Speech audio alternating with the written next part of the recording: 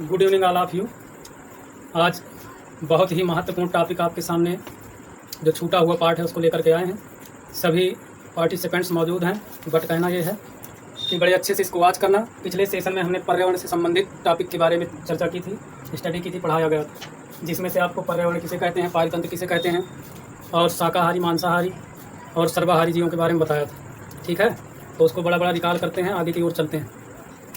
तो जैसा कि पारितंत्र में हमने घटक बताए थे, आपके जैविक घटक, अजैविक घटक, जैविक घटक के 3 पार्ट बताए थे। 3 पार्ट के अंतर्गत बताया था उत्पादक, प्रोड्यूसर और उपभोक्ता अपघटक। और उपभोक्ता के बारे में हमने जिक्र किया था कि प्राथमिक उपभोक्ता कौन होते हैं, द्वितीयक कौन होते हैं, तृतीयक, यानी हर्बीवोरस, कार्निवोरस और ओमनीवोरस। प्राथमिक, द्वितीयक, तृतीयक। आइए इसके आगे की ओर चलते हैं। आज हम समझेंगे आहार श्रृंखला क्या है, फूड चैन। ध्यान दीजिएगा, beauty see but not touch. सुंदरता देखो ओनली, छूने का प्रयास मत करो। देखिए, ध्यान दीजिए, आहार श्रृंखला किसे कहते हैं। तो एक जीव द्वारा दूसरे जीव का आहार करने की क्रमबद्ध श्रृंखला को क्या कहते हैं, आहार श्रृंखला।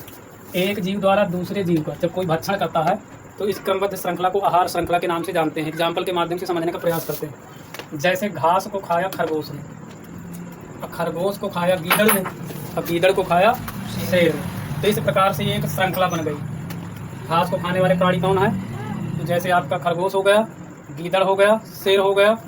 तो ऐसे श्रृंखला आपकी खाद्य श्रृंखला का निर्माण हो गया। इसे हम क्या कहते हैं, खाद्य श्रृंखला। ठीक है, घास को या पेड़ पौधे की पत्तियों को, जैसे बकरी है, हिरन है, ये खाते हैं और इनको जो है खाने वाले जीव खाते हैं। ये आपको बड़ी अच्छे डिटेल से शाकाहारी जंतु, मांसाहारी जंतु और सर्वाहारी जंतु के विषय में बताया जा चुका है।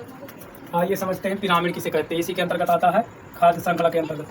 पारिस्थितिक पिरामिड समझना है तो ये समझना है, इसी खाद्य श्रृंखला के विभिन्न पोषी स्तर में उपस्थित जीवों की संख्या, जो पोषी स्तर में जीवों की संख्या होगी तो उसको ग्राफीय निरूपण किया जाता है, ग्राफ के माध्यम से। उसी को हम पारिस्थितिक पिरामिड कहते हैं। तो जैसे मान लीजिए, ये स्तर ले लीजिए, ये आपका घास का स्तर हो गया, और यहाँ आपका प्राथमिक उपभोक्ता, ये द्वितीयक हो जाएगा, तृतीयक, प्राथमिक, द्वितीयक और ये तृतीयक। प्राथमिक में शाकाहारी जंतु आते हैं, जैसे खरगोश हो गया, हिरन हो गई, आपकी बकरी हो गई। वहीं द्वितीयक में आपका जैसे गीदड़ हो गया, ठीक है, मेढक हो गया, सर्प हो गया, और तृतीयक में शेर है, बाज है, चील है।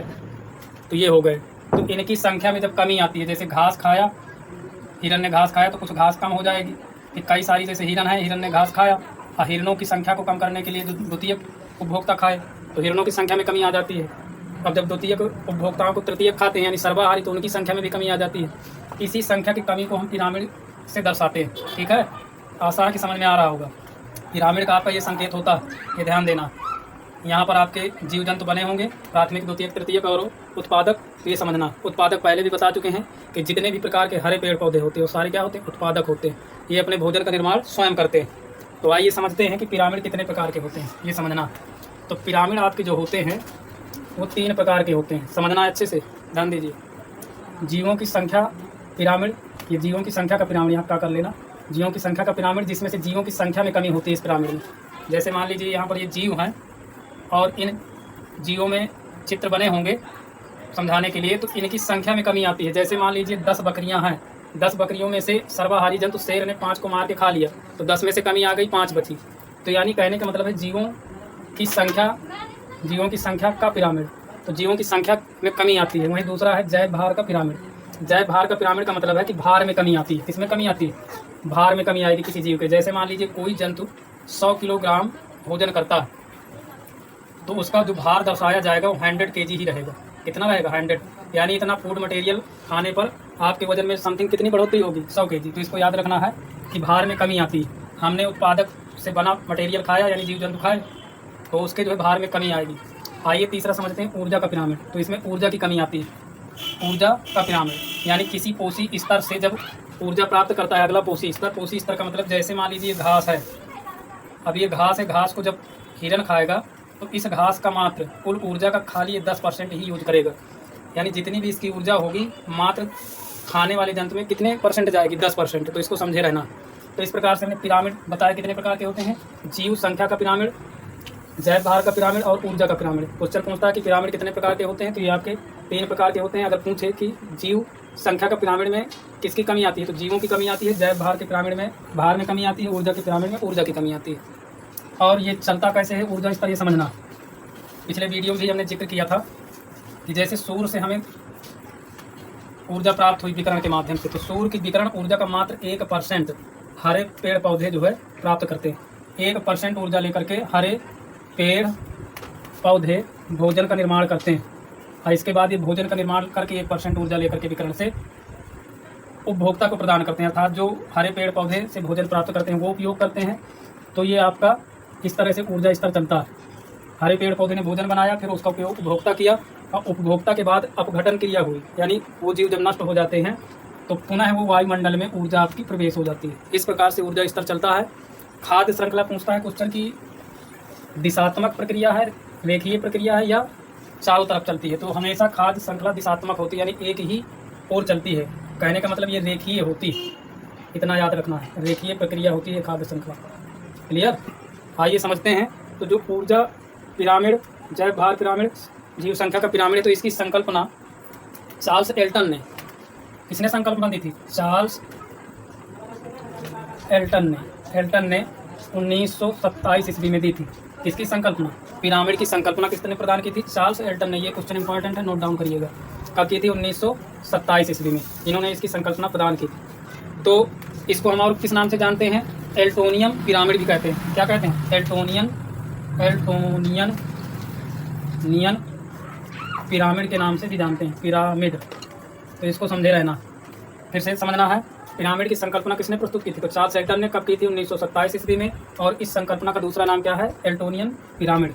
आइए चलते हैं नेक्स्ट, समझने का प्रयास करते हैं। उम्मीद है कितना समझ में आया होगा। तो आपका है ऊर्जा का प्रवाह। ऊर्जा का प्रवाह समझना है। तो ऊर्जा का प्रवाह कैसे चलता है ये समझना है। एक लाइन में समझ लीजिए शॉर्टकट में। ऊर्जा का प्रवाह तो ये कैसे चलेगी? जैसे सूर्य से ऊर्जा प्राप्त हुई, सूर्य से ऊर्जा किस रूप में प्राप्त हुई? विकिरण के रूप में। तो ये चली आपके किसके पास? 1% यूज करेंगे कौन? उत्पादक। उत्पादक का मतलब हरे पेड़ पौधे। 1% यूज करके अपना भोजन बनाते हैं, फिर इसको प्राप्त करते हैं। कौन लेता है? शाकाहारी जंतु। शाकाहारी जंतु। शाकाहारी के बाद कौन लेंगे? मांसाहारी जंतु। मांसाहारी जंतु। तो मांसाहारी जंतु प्राप्त करेंगे। और मांसाहारी जंतुओं के बाद कौन लेंगे? सर्वाहारी जंतु। सर्वाहारी जंतु प्राप्त करते हैं। सर्वाहारी जंतु। और सर्वाहारी जंतु के बाद पुनः ये वायुमंडल में प्रवेश हो जाती है। तो कहने का मतलब ऊर्जा एक रूप से दूसरे रूप में बदलती जाती है। सूर्य से जो ये हरे पेड़ पौधे ऊर्जा प्राप्त करते हैं, तो इस ऊर्जा को, सूर्य की ऊर्जा को रासायनिक ऊर्जा में बदल देते हैं, और रासायनिक ऊर्जा के रूप में हरे पेड़ पौधे अपने अंदर समाहित रखते हैं, जिसको यूज करते हैं शाकाहारी जंतु। फिर शाकाहारी जंतुओं से मांसाहारी, मांसाहारी से सर्वाहारी, इसके बाद पुनः वायुमंडल में प्रवेश हो जाती है। आइए समझते हैं 10% का नियम। 10% का नियम क्या है ये समझना। तो 10% का नियम समझना, मार्कर नहीं चल रहा। तो 10% का नियम, तो इसको समझना है। 10% के नियम को लिंडमान नामक वैज्ञानिक ने प्रस्तुत किया था। किसने? लिंडमान वैज्ञानिक ने 10% ऊर्जा का नियम दिया था, वैज्ञानिक ने। तो ये 10% का नियम क्या है कि कोई भी पोषी स्तर मात्र 10% ही ऊर्जा ग्रहण कर सकता है।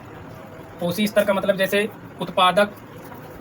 उत्पादक से जब शाकाहारी जंतु लेंगे, शाकाहारी जंतु, तो ये मात्र इस उत्पादक का जितनी भी इसमें ऊर्जा होगी उत्पादक में, तो ये केवल 10% ही यूज करेंगे। और इसी प्रकार जब मांसाहारी जंतु शाकाहारी जंतुओं को भोजन के रूप में लेंगे तो इनसे 10% लेंगे। इसी तरह मांसाहारी जंतुओं से जब सर्वाहारी लेगा तब वो भी 10% ही यूज करेंगे। इसको हम क्या कहते हैं?